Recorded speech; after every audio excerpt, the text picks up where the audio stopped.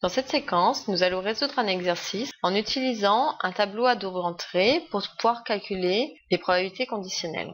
Le contexte est le suivant. Dans un atelier, deux machines, M1 et M2, découpent des pièces métalliques identiques. M1 fournit 60% de la production, dont 6% est défectueux, et le reste est fourni par M2, dont 4% est défectueux.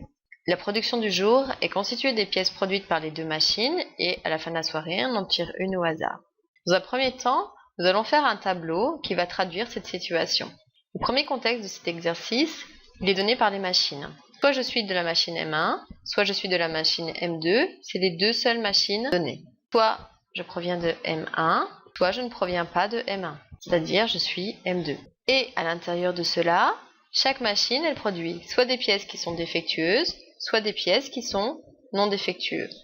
Donc ces pièces, je vais l'appeler D pour défectueuse, donc soit on est D, soit on est des barres. Les colonnes qui restent servent à faire les totaux. On va déjà compléter notre tableau avec les données de l'énoncé, puis ensuite on complétera avec les chiffres qui manquent. On sait dans l'énoncé que M1 fournit 60% de la production. Dans la colonne de M1, son total va être de 0,6, 60 divisé par 100, et il nous est dit que le reste, il est fourni par M2.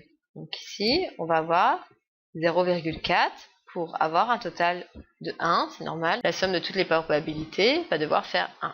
Par rapport à M1, à l'intérieur des 60%, nous avons 6% qui est défectueux. Ici, on va devoir calculer 0,6 fois 0,06, c'est-à-dire 0,036. Il nous est également dit que par rapport à M2, 4% de la production est défectueuse. Donc par rapport à M2, par rapport à cette colonne-là, être défectueux, nous avons 4% des 0,4. Donc on doit avoir calculé 0,4 fois 0,04. Ça va faire 0,016. Je suis désolée, je dépasse un peu. On va donc ensuite compléter nos cases.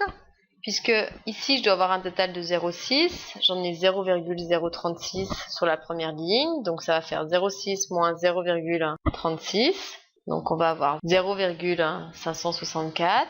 Ici, pareil, au niveau des colonnes, on a au total 0,4, on en avait 0,16, donc la case qui manque, ça va être 0,4 moins 0,16, qui fera 0,384. Si on lit le total des lignes, eh bien, le total, il est donné par 0,036 plus 0,016, 0,032.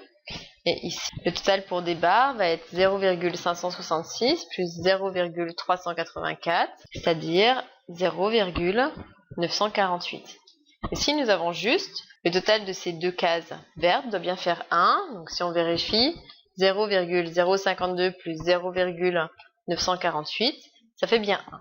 Grâce à ce contexte, maintenant, nous allons résoudre les différentes questions posées par l'exercice.